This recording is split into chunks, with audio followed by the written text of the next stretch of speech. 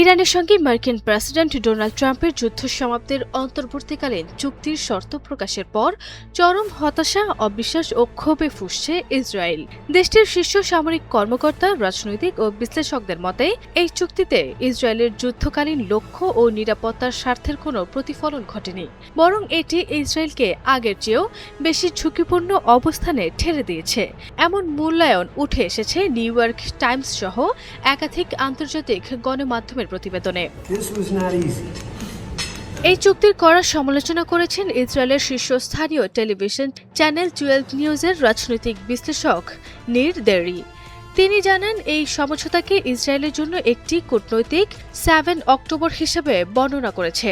তার মতে এটি এমন এক কৌশলগত বিপর্যয় যার জন্য তেল আবিব মোটেও প্রস্তুত ছিল না।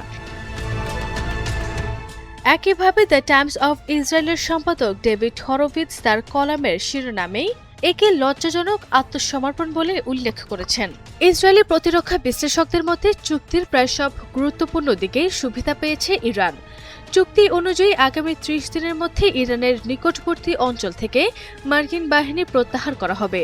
এতে তেহরান আঞ্চলিক রাজনীতিতে বড় ধরনের কৌশলগত বিজয় দাবি করতে পারবে বলে মনে করছে ইসরায়েল। সবচেয়ে বেশি উদ্বেগের বিষয় হয়ে উঠেছে ইরানের ব্যালিস্টিক ক্ষেপণাস্ত্র কর্মসূচি এবং আঞ্চলিক পক্সি গোষ্ঠীগুলোর প্রতি সমর্থনের প্রশ্ন।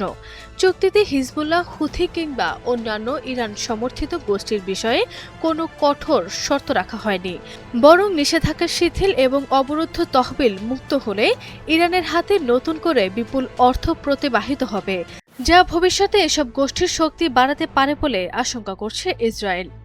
এছাড়া লেবাননের দক্ষিণ অঞ্চল থেকে ইসরায়েলি সেনা প্রত্যাহারের শর্ত দেশটির নিরাপত্তা মহলে উদ্বেগ সৃষ্টি করেছে।